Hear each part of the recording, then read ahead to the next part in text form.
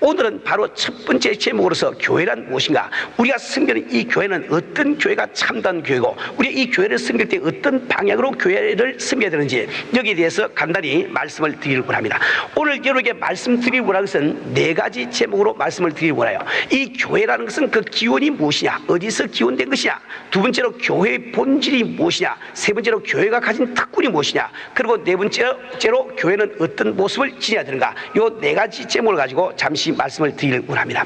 교회는 과연 우리가 알고 있는 이 교회는 어디서부터 기원이 되어 있겠습니까? 많은 성경학자들 가운데는 의견을 달리한 사람이 참 많이 있습니다. 어떤 분들은 하나님께서 아담을 지으실 때 벌써 교회는 생겼다고 이야기하는 학자들이 있어요. 어떤 사람은 하나님께서 아브라함을 부르실 때 교회가 생겼다고 말씀하시는 그런 학자들도 있습니다. 어떤 사람들은 주님이 이 세상에 오심으로 말미암아 교회가 시작됐다고 보는 학자들도 있어요. 또 어떤 사람들은 우리 주님께서 12제자를 부르실 때 이미 교회가 형성됐다고 말하는 학자들도 있어요. 어떤 사람은 우리 주님께서 십자가에 달려서 옆구리에 창을 마시고 물과 피를 흘리실 때 바로 교회가 탄생됐다고 보는 성경학자들도 있습니다. 어떤 사람은 우리 주님께서 죽음을 박차시고 부활하는 그 순간에 우리 교회가 탄생됐다고 주장하는 그런 학자들도 있다고요. 또 어떤 학자들은 오순절 다락방에 성령이 임하심으로 말미암아 이 교회가 탄생됐다고 보는 그런 학자들도 있는 겁니다. 우리는 이 말씀을 어느 의견이 옳은지를 우리가 알기 위해서 하나님의 말씀을 기준으로 생각해야 됩니다.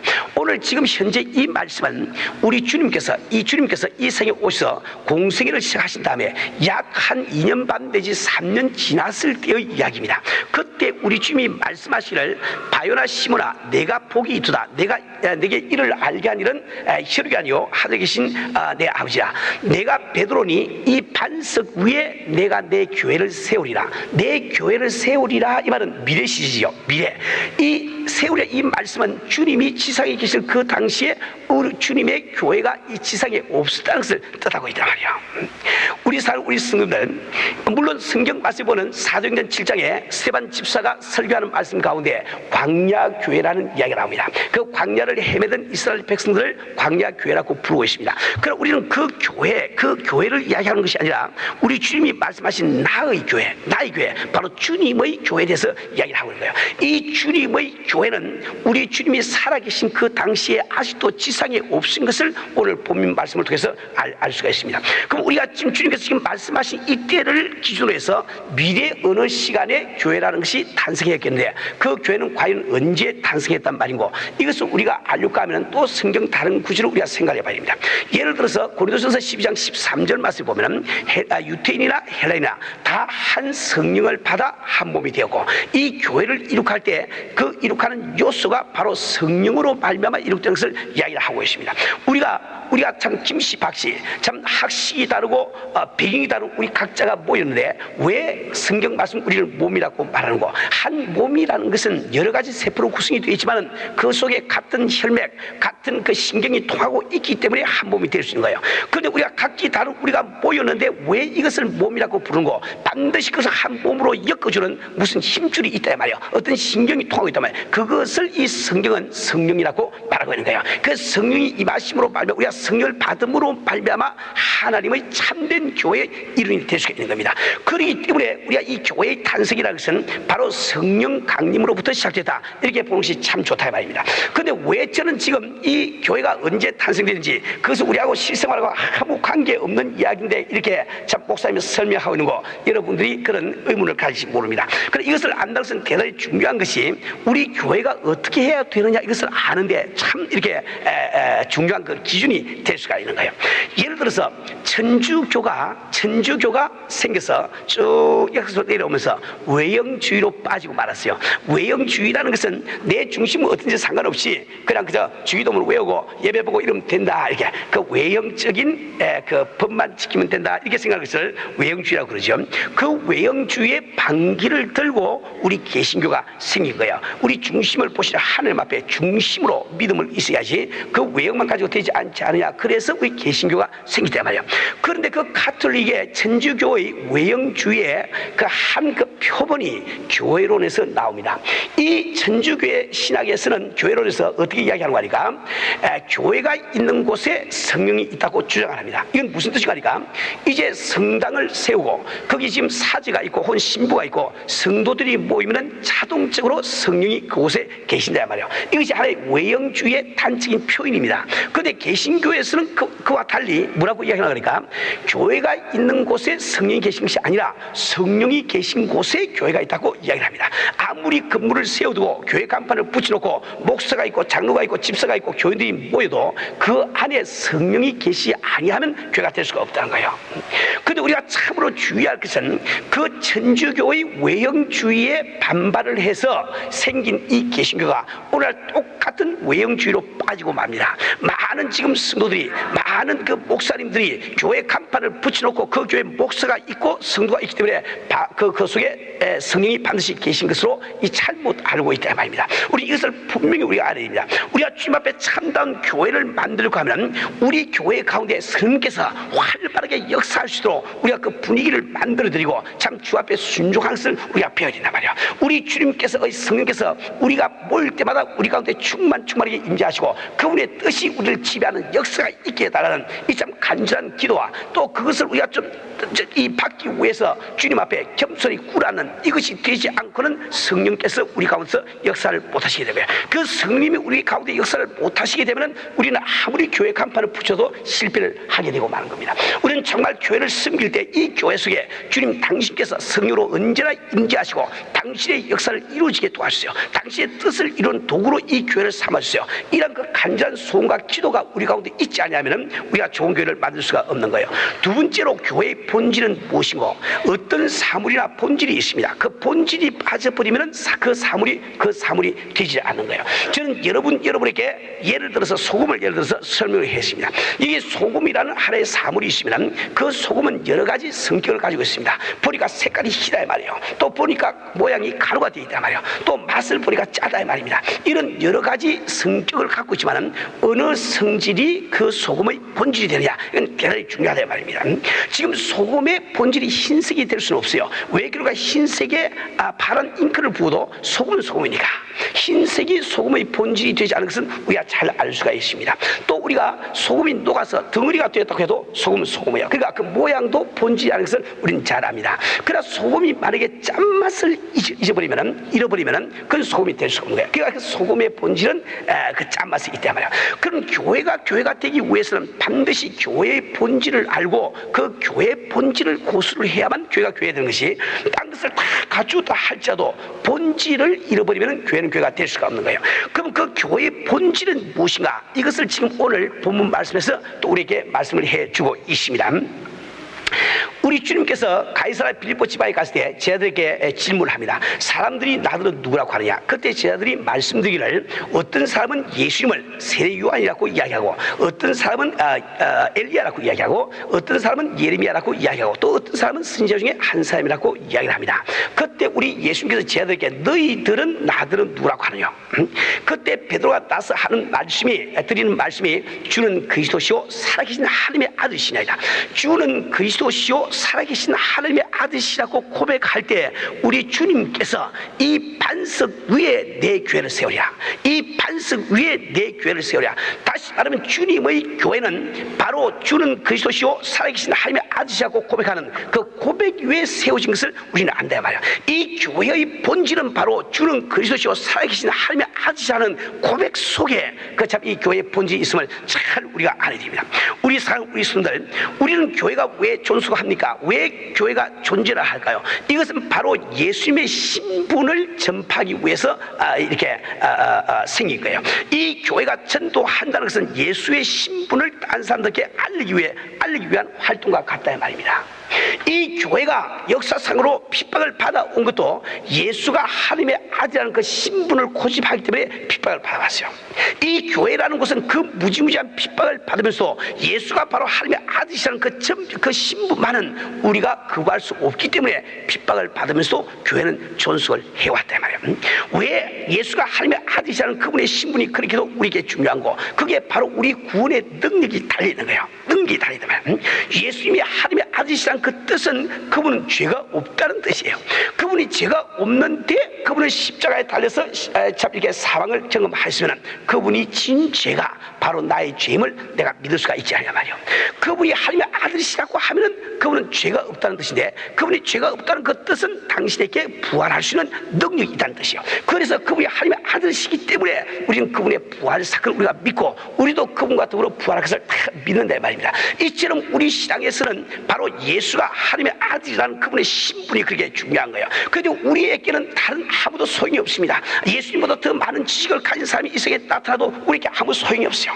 예수님보다 더 능력을 많이 행하는 사람이 나타나도 우리에게 아무 소용이 없습니다. 이 사회를 위해서 아무리 예수님보다 더 많은 공헌을 하는 사람이 나타나도 우리에겐 소용이 없어요. 우리는 바로 2000년 전에 유태단에 오신 그 예수가 바로 하나님의 아들이심을 믿는 그 신앙을 우리가 가지고 있단 말이에요. 그래서 우리가 이 교회 생활을 할 때 교회 생활을 오래 한다는 신앙생활을 잘 한다는 그 뜻은 무엇이고, 우리가 1년 교회를 다니고 2년 교회를 다니고 3년 교회를 다닐 때 그때 예수가 바로 하나님의 아들이시라는 그분의 신분에 대한 확고한 믿음이 점점 강해지는 것을 믿음이 자란다, 이렇게 이야기를 하고 있는 겁니다. 이 교회에 대한 지식이 생기고 성경에 대한 지식이 생기는 그것을 우리는 신앙이 좋아하신다고 이야기하는 것이 아니에요. 우리 예수님이 바로 하나님의 아들이시라는 그 확고한 그 믿음이 우리 마음속에 점점 더 강해지는 것을 우리는 믿음이 좋아진다, 이렇게 이야기하는 거예요. 이 세상에는 많은 교회들이 있습니다. 참 이렇게 장로교회도 있고 감리교회도 있고 순복음교회도 있고 침례교회도 있고 여러 교회들이 다 있지만은 어떻게 우리는 다 그것을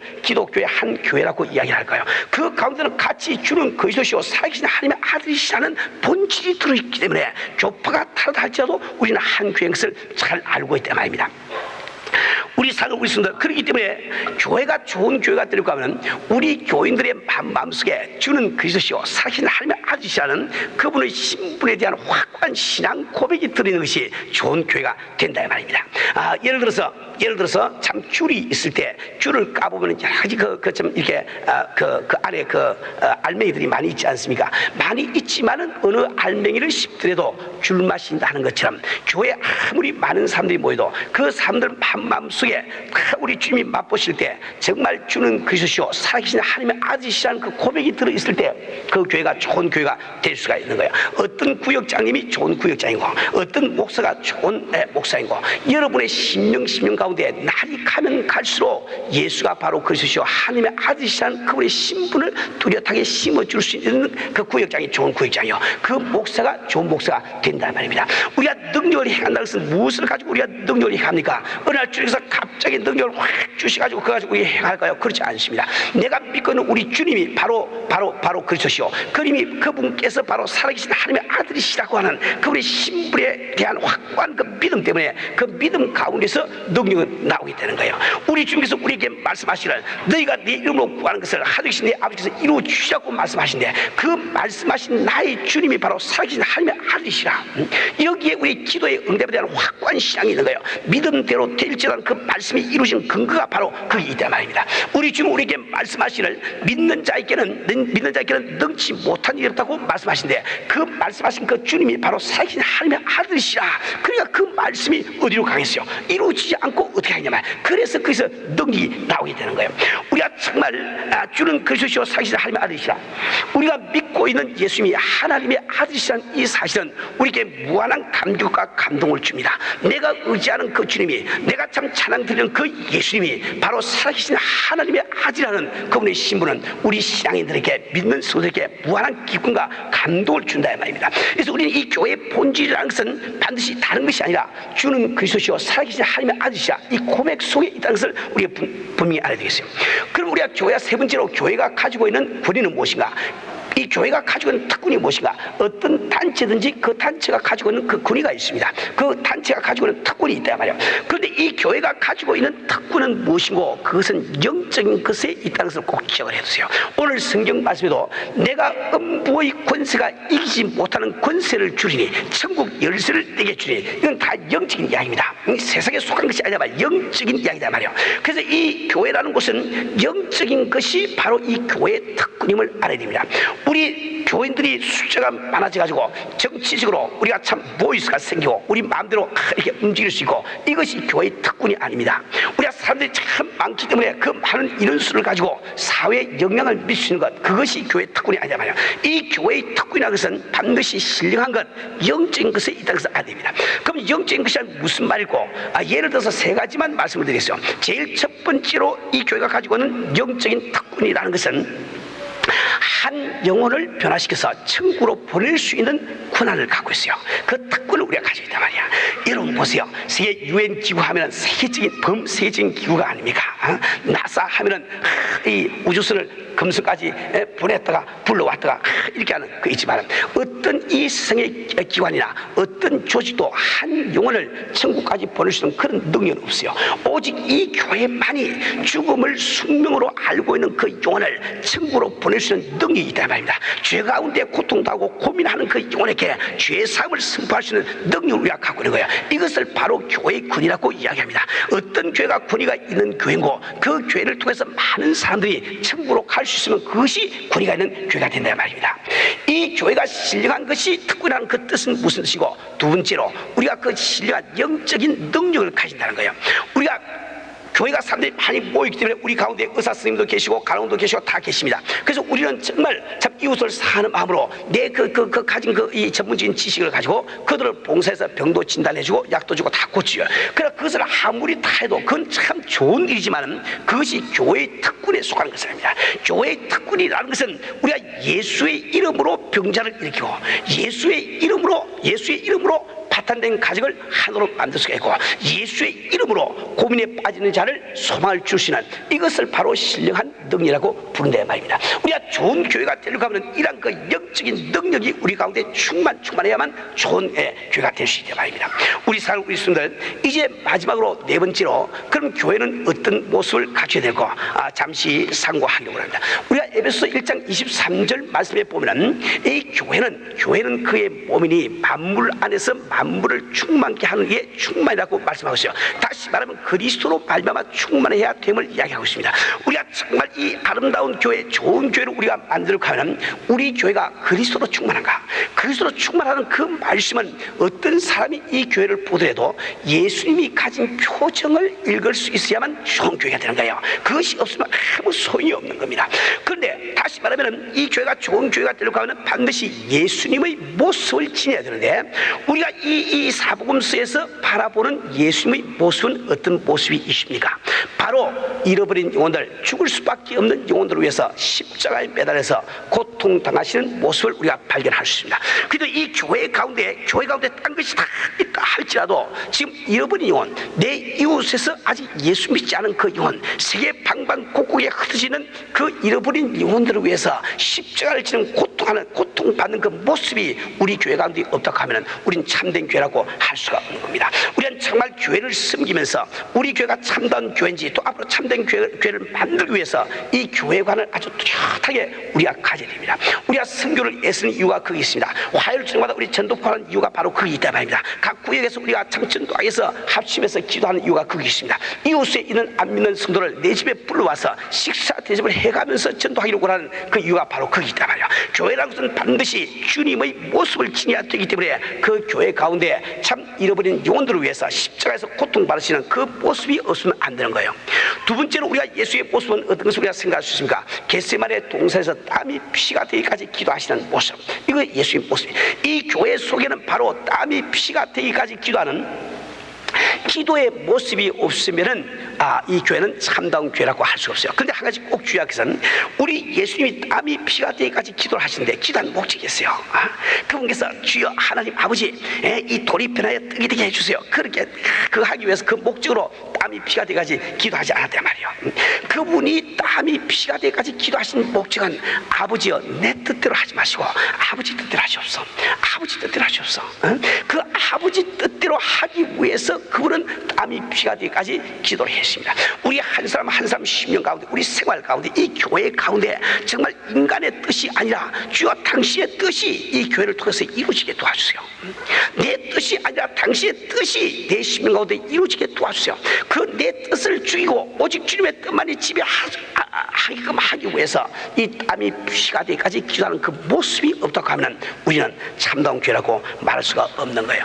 우리 사는 우리 스승들 우리는 정말 주님 앞에 이 내가 섬기는 이 교회 정말 이 교회가 잘됨으로 말미암아 내가 복을 받을 수 있는 그 교회가 어떤 모습을 지녀야만 좋은 교회가 될 수 있는지 그래서 우리가 참 잘 알아야 됩니다. 우리 한 사람 한 사람이 이제 참 이게 은혜 교회 참 주님이 보내서 우리 한 몸을 이룩하고 있습니다. 이제 이 교회가 7돌을 지나고 이제 8살째로 접어들고 있어요.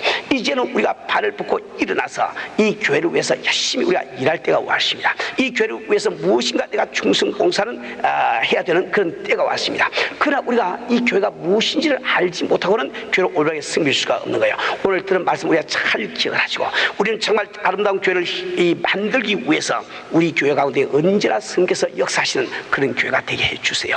또 우리 교회 가운데 정말 참 우리 한 사람 심령 가운데 주는 그리스도시요 살아계신 하나님의 아들이시라는 그 고백이 뚜렷하게 도와주세요.